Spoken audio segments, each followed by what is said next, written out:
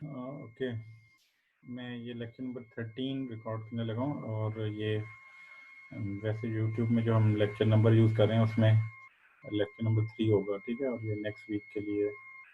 तो मैं एक दफ़ा ये शेयर स्क्रीन में ना एक दफ़ा स्क्रॉल करके सारे टॉपिक्स दिखा देता हूँ, उसके बाद फर्स्ट पेज पे आके मैं दोबारा से लेक्चर स्टार्ट करूँगा। Equivalent circuit of synchronous generator, ये लास्ट लेक्चर में हमने किया था। Equivalent circuit, full equivalent circuit भी किया था और पर फेज इक्विवेलेंट सर्किट भी किया था। ये थोड़ा सा कंटिन्यू जा रहा है लास्ट लेक्चर से। उसके बाद आगे फेजर डायग्राम्स हैं। फेजर डायग्राम क्या होती है, और अगले पेज पे यूनिटी पावर फैक्टर के लिए लैगिंग पावर फैक्टर और लीडिंग पावर फैक्टर के लिए फेजर डायग्राम्स हैं। और अगले पेज पे फिर पावर एंड टॉर्क, ये एक प्रूफ है।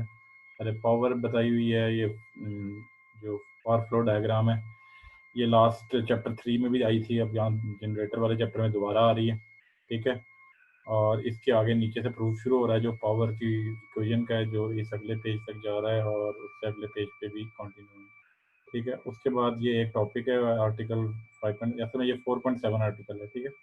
तो इसमें 3 पैरामीटर इसके जनरेटर के हैं, open circuit test, short circuit test और रेजिस्टेंस फाइंड करने के लिए जो है ये 3 टॉपिक जो हैं ये अगले पेज तक यहाँ तक जो है वो निकालेंगे। तो ये यहाँ ये लेक्चर है। ये आगे एग्जाम्पल 4.2 की सिर्फ स्टेटमेंट लिखी हुई है, ये मैं आपको बताऊंगा कि एग्जाम्पल 4.2 कैसे करनी है, ठीक है। अभी स्टार्ट कर रहे हैं हम पेज 1 से।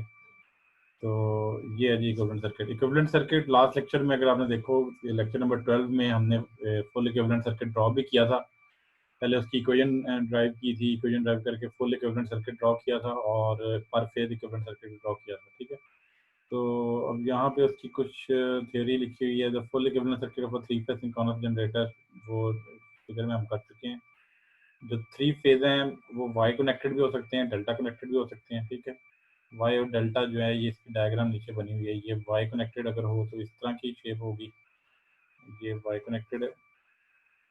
और अगर डेल्टा कनेक्टेड हो तो डेल्टा कनेक्टेड की शेप जो है वो कुछ इस तरह की होगी, ठीक है। उसके बाद लिखा हुआ है जी कि if there are Y connected the terminal, Y connected voltage के जो टर्मिनल वोल्टेज है उसका टर्मिनल वोल्टेज और फेज वोल्टेज का रिलेशन जो है वो V T equal to √3 V phi होता है, ठीक है। और या V phi equal to V T over √3 होता है। और अगर डेल्टा कनेक्टेड हो तो उसका टर्मिनल वोल्टेज और फेज वोल्टेज जो है वो इक्वल होता है, जो कि यहाँ पे गिवन है, ठीक है। अच्छा, since all 3 phases are identical except for phase angle, the voltages and currents are 120 degree apart in angle. जो 3 phases हैं उनके वोल्टेजेस और करंट्स के दरम्यान में 120 डिग्री का एंगल होता है, ये हम लास्ट चैप्टर में भी कर चुके हैं। अच्छा, पर फेज वी कैन ड्रॉ पर फेज इक्विवेलेंट सर्किट, ये लास्ट लेक्चर में हमने पर फेज ड्रॉ किया था, जिसके से जो राइट हैंड साइड पे जो 3 सर्किट के बजाय सिर्फ एक ही फेज का सर्किट होता है। तो 3 phases have same voltages and currents only if the loads attached to them are balanced। ये जो तीनों फेज हैं इनका वोल्टेज और करंट उस वक्त इक्वल होते हैं जब इन पे जो लोड लगा हो वो इक्वल हो। अगर लोड अनइक्वल होंगे तो फिर वोल्टेज और करंट जो है वो अनबैलेंस्ड होंगे, ठीक है। तो the three phases have same voltage and current only if the loads attached to them are, अगर तीनों पे लोड जो लगे हुए हैं वो इक्वल होंगे, बैलेंस्ड होंगे, तो तब वोल्टेज और करंट सेम होंगे, ठीक है। अच्छा, अब नीचे फेजर डायग्राम है। फेजर डायग्राम जो है वो क्यों यूज करते हैं पहले उसने बताया हुआ है। Because voltages in a synchronous generator are AC voltages, they have they usually expressed in phasors। Phasor की जरूरत इसलिए पड़ती है कि फेजर जो होता है उसमें मैग्नीट्यूड भी होता है और एंगल भी होता है। इसलिए हमारे पास ये जो इक्वेशन में E A V phi J Xs I है और आर ए आई है, ये सब जो क्वांटिटीज हैं इनको हम फेजर डायग्राम में शो कर सकते हैं। तो अगले पेज पे चले जाओ, तो अगले पेज पे ये आपको दिखाया हुआ है इक्वेशन 5 में। ये जो इक्वेशन, एक चीज देख लेना कि ये जो फिगर नंबर और आर्टिकल नंबर और एग्जाम्पल नंबर है, ये 5 पॉइंट लिखा हुआ है, ये असल में 4 पॉइंट है, ठीक है। ये चैप्टर पुराने नोट्स हैं, तो ये अब इस बुक में चैप्टर 4 है, तो फिगर 4.13 है ये, ठीक है। तो this figure shows that when generator is supplying a load at unity power factor pure resistive load, unity power factor अगर हो तो इधर आप देखो, अगर मैं ये हाईलाइट करके बता सकता हूँ, आप ये कर्सर को देख सकते हो, ये V5 है, ठीक है। V5 और इसमें करंट भी नजर आ रहा है आपको, आइए। V5 और करंट आई ए जो है वो 0 डिग्री के एंगल पे है, क्योंकि वोल्टेज और करंट इन फेज होते हैं यूनिटी पावर फैक्टर में, ठीक है। तो ये आई ए को अगर आर ए से मल्टीप्लाई करें तो जो आपका आई ए आर ए है वो इस तरह यहाँ पे आ जाएगा, ठीक है। और जे एक्स एस आई ए जो है ये इससे 90 डिग्री के एंगल पे होता है, तो जे एक्स एस आई ए जो है वो इससे 90 डिग्री के एंगल पे ये आई ए आर ए के एग्जैक्ट राइट एंगल पे होगा। उसके बाद जो है वो ई ए जो है वो कैसे होगा कि वी फाई की टेल से लेके और जे एक्स एस आई के हेड तक जो है ये सबका सम हो जाएगा। और इक्वेशन फॉर्म में अगर आप देखो, ये इक्वेशन है, इस इक्वेशन को अगर आप देखो, डायग्राम को देखो, तो आपका ये V phi I A R A और G x S I A ये तीनों ऐड हो रहे हैं, और इन तीनों का सम जो है वेक्टर फॉर्म में वो ई ए के इक्वल है, ठीक है। तो ये यूनिटी पावर फैक्टर के लिए। अगर नीचे चले जाओ तो लैगिंग पावर फैक्टर में ये सारा कुछ कर रहे हैं। सबसे पहले ये वी फाई है, ठीक है।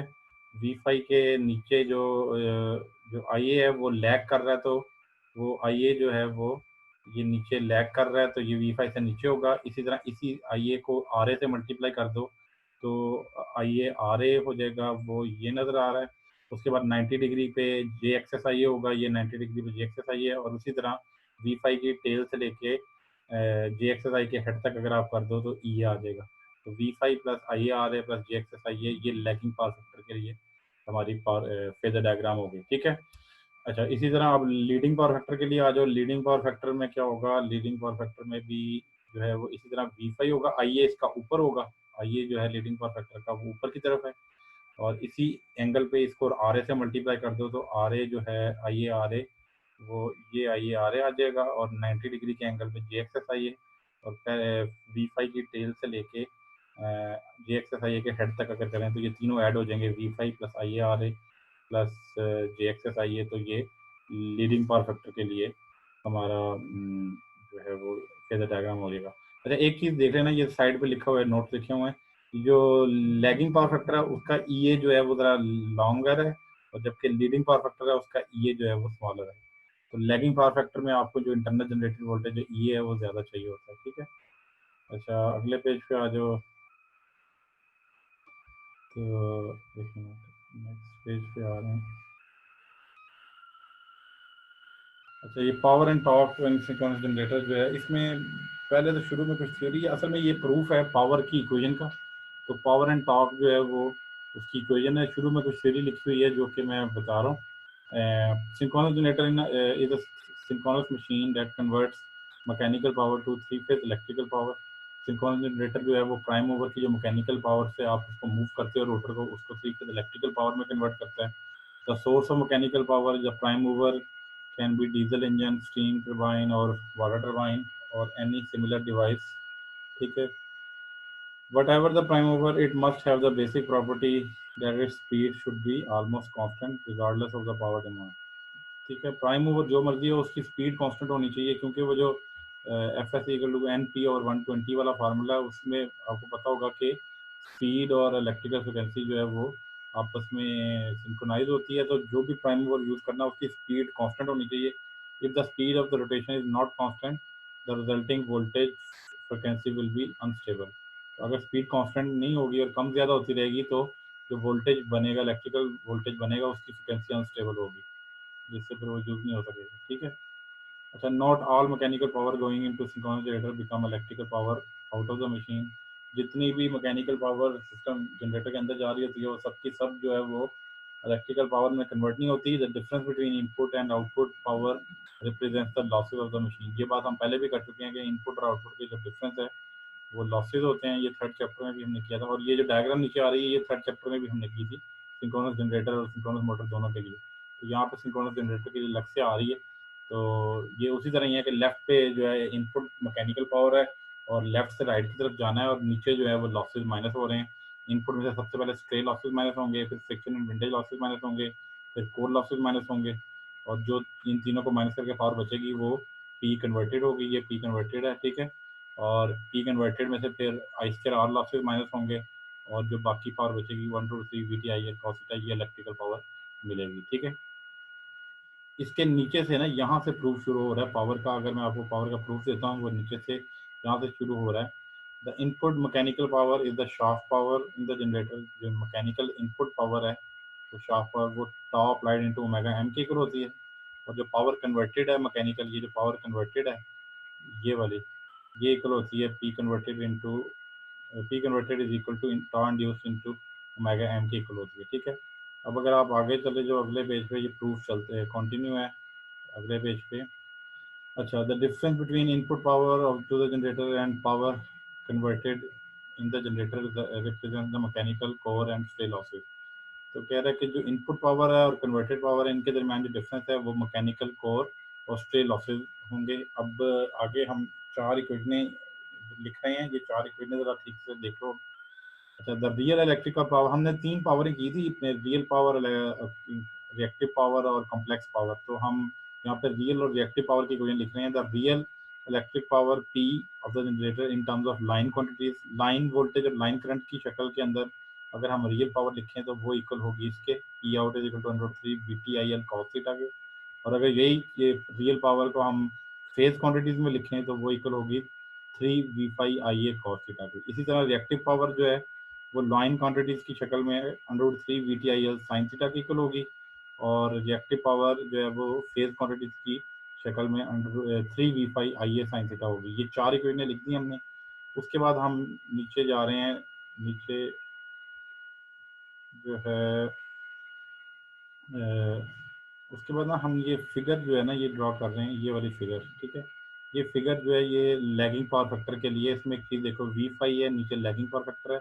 इस फिगर के अंदर एक चीज़ डिफरेंट ये है कि जो RA है ना उसको इग्नोर किया। हम ये V∅ के ऊपर RA, पहले IA ड्रॉ करते थे, फिर JXS IA ड्रॉ करते थे। उसमें हमने ये कहा है कि लेट्स सपोज के एक्सेस जो है वो much much greater than RA है। तो RA को अगर इग्नोर कर दें तो डायग्राम फिर इस तरह की होगी कि JXS IA जो है बजाय वो IA के ऊपर आने के ये V∅ के ऊपर आ जाएगा और यहाँ से ये ड्रॉ हो जाएगा। उसके बाद ये 3 एंगल लिखे हुए हैं, डेल्टा जो V∅ और EA के दरमियान में है, गैमा जो EA और IA के दरमियान में है, और थीटा जो है वो एंगल वो V∅ और IA के दरमियान में है। ठीक है, ये यहाँ पे लिखा हुआ है डेल्टा, गैमा और थीटा के बारे में। ठीक है, अच्छा अब इस डायग्राम में ना एक काम करना है हमने। इस डायग्राम में जो समझने वाली बात है ना वो ये है, इस डायग्राम में आपको 2 ट्रायंगल नजर आ रही हैं। एक ये छोटी ट्रायंगल है ये वाली, और एक ये बाहर वाली ट्रायंगल है। ये बाहर वाली जो ट्रायंगल है वो मैं दिखा देता हूँ आपको, जो बाहर वाली ये वाली ट्रायंगल है। ठीक है, ये 2 ट्रायंगल है। इन दोनों ट्रायंगलों में हम एक ये वाली जो साइड है ना, ये वाली जो लाइन है, ये वाली जो लाइन है, ये दोनों ट्रायंगल की कॉमन लाइन है। ठीक है, तो इस लाइन को हम मैथमेटिकली EA sin डेल्टा भी कह सकते हैं, क्योंकि ये बाहर वाली ट्रायंगल का वर्टिकल कंपोनेंट है तो यहाँ पर या उसका परपेंडिकुलर है, और जबकि छोटी वाली ट्रायंगल की ये बेस है तो उसको एक्सेस IA cos थीटा भी कह सकते हैं। ठीक है, तो ये आइडेंटिटी हम मैथमेटिकल आइडेंटिटी को इक्वेट करेंगे EA sin डेल्टा, ये यहाँ लिखा हुआ है EA sin delta is equal to X S IA cos theta. तो ये जो IA cos थीटा ना, इधर से ये जो IA cos थीटा है इसकी वैल्यू निकाल लेंगे EA sin delta over X S. ठीक है, तो अब ये जो IA cos थीटा की वैल्यू है ना इसको पुट करना है। मैं आपको दिखाता हूँ, ऊपर जो इक्वेशन आपकी ये है ना, इक्वेशन 2 है ये वाली, ये वाली जो इक्वेशन 2 है ये वाली, इसमें IA cos थीटा की वैल्यू पुट करनी है। ठीक है, तो IA cos थीटा इसमें आता है, तो ये जो IA cos थीटा की वैल्यू आई है ना नीचे वाली, ये EA sin डेल्टा ओवर ये वाली जो IA cos थीटा की वैल्यू आई है, इसमें मैं हाईलाइट कर देता हूँ, ये वाली जो वैल्यू है इस वैल्यू को पुट कर देना इक्वेशन 2 में, तो आपकी पी आउट जो है वो 3V∅ EA sin delta over Xs आ जाएगा। ये पी आउट की वैल्यू है जो कि हमने ड्राइव करनी थी। अब अगले पेज पे चले जाओ, अगले पेज पे थोड़ा सा इसी टॉपिक को कंटिन्यू कर रहे हैं।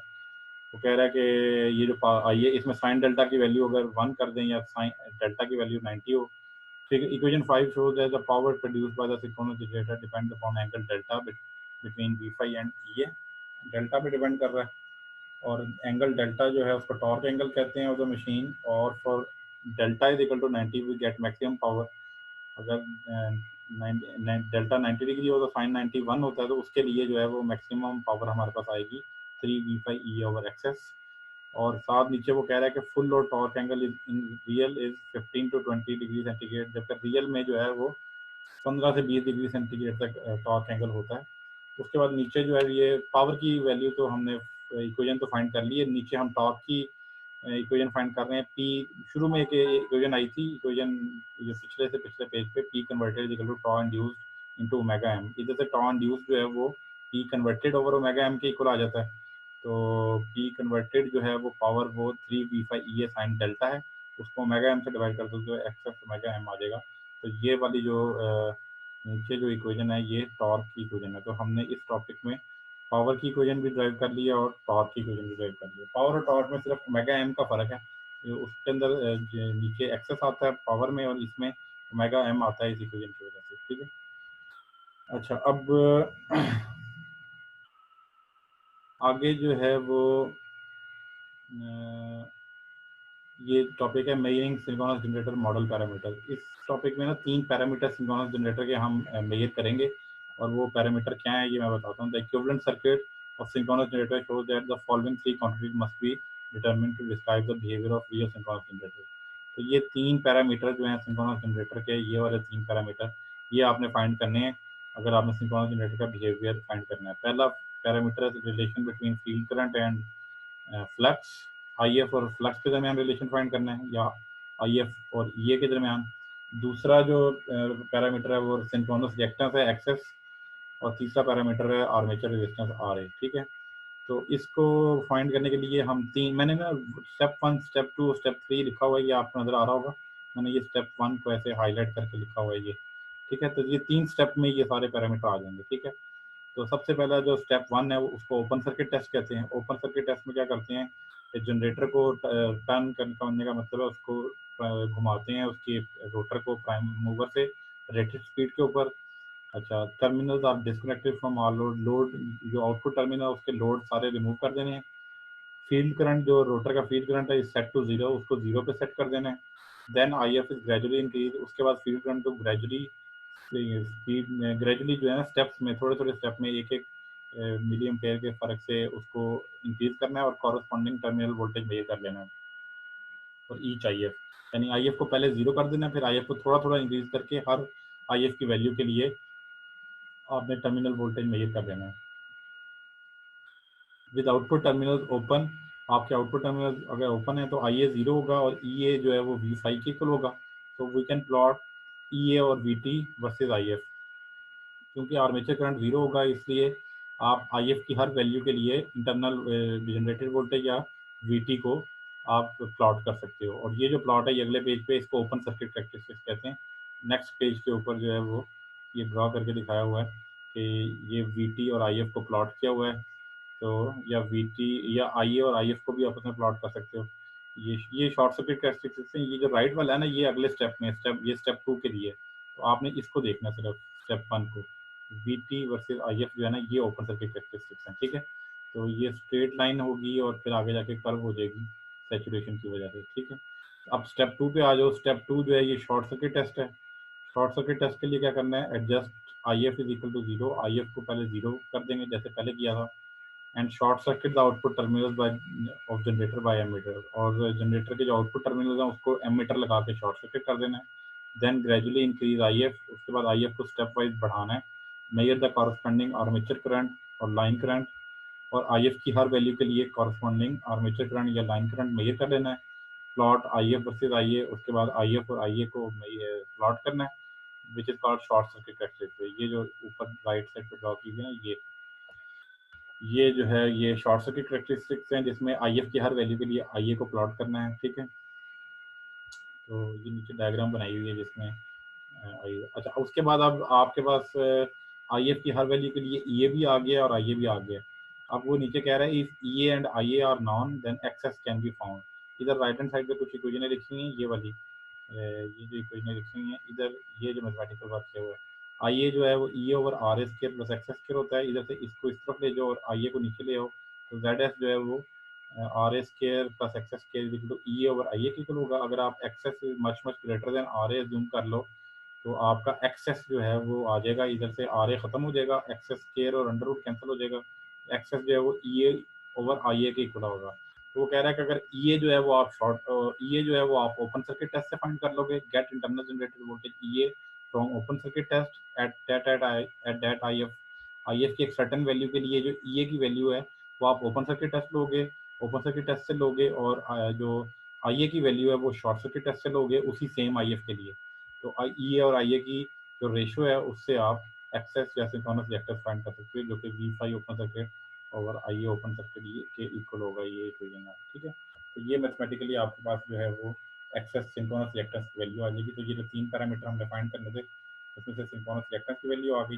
उसके बाद स्टेप 3 पे आ जाओ। स्टेप 3 जो है वो क्या है, to find winding resistance RA, apply a DC voltage to the winding when the machine is stationary. जब मशीन स्टेशनरी होगी उस वक्त उसकी वाइंडिंग को एक DC वोल्टेज दो and measure the resulting current, और रिजल्टिंग करंट फाइंड कर लो जी। सिंपल ओम लॉ से है ये, R is equal to V over I। एक DC वोल्टेज दो और उसके कॉरस्पॉन्डिंग करंट मेजर कर लो और V ओवर I से आपके पास रेजिस्टेंस RA आ जाएगी, ठीक है।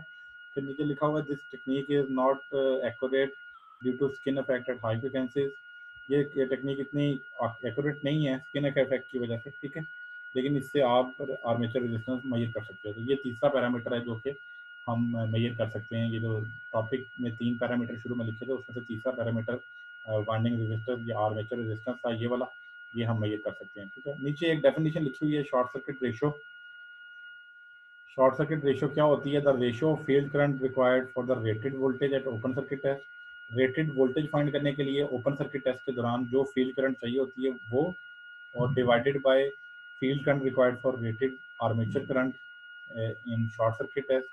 तो उन दोनों फील्ड करंट्स की जो रेशियो है ना उसको शॉर्ट सर्किट रेशियो कहते हैं। मैं दोबारा बता रहा हूँ कि वो वाला फील्ड करंट जो कि रेटेड वोल्टेज के लिए चाहिए होता है ओपन सर्किट टेस्ट में, डिवाइडेड बाय वो वाला फील्ड करंट जो रेटेड आर्मेचर करंट के लिए चाहिए होता है शॉर्ट सर्किट टेस्ट में। इन दोनों की रेशियो को शॉर्ट सर्किट रेशियो कहते हैं, ठीक है। अच्छा, यहाँ तक जो है ये लेक्चर नंबर 13 है। अब इसके आगे जो है ना अगले पेज पे ये एग्जांपल 4.2 जो है उसकी सिर्फ पूरे पेज के ऊपर सिर्फ स्टेटमेंट लिखी हुई है। तो इसको जो है ना वो अगले लेक्चर में हम कर लेते हैं कि अगले लेक्चर में, या तो मैं ये आपको असाइनमेंट भी दे सकता हूँ या फिर इसको अगले लेक्चर में मैं आपको करवा दूंगा। ये इस पेज पे सिर्फ इसकी ना स्टेटमेंट लिखी हुई है, सॉल्व नहीं है। तो इसको मैं बुक से आपको करवा दूंगा कि मैंने ये शायद सॉल्व नहीं की थी या अगले लेक्चर में की होगी, मैं देख लेता हूँ। तो ये लास्ट पेज के ऊपर सिर्फ एग्जाम्पल 4.2 की पूरे पेज के ऊपर सिर्फ स्टेटमेंट लिखी हुई है, ठीक है। तो इसको मैं नेक्स्ट लेक्चर में कंटिन्यू करूँगा। इसकी स्टेटमेंट को देख के या बुक से कर लेंगे या फिर जैसे भी है वो अगले लेक्चर में देखेंगे। तो यहाँ ये लेक्चर जो है यहाँ तक फिनिश हो रहा है, ठीक है। Thank you.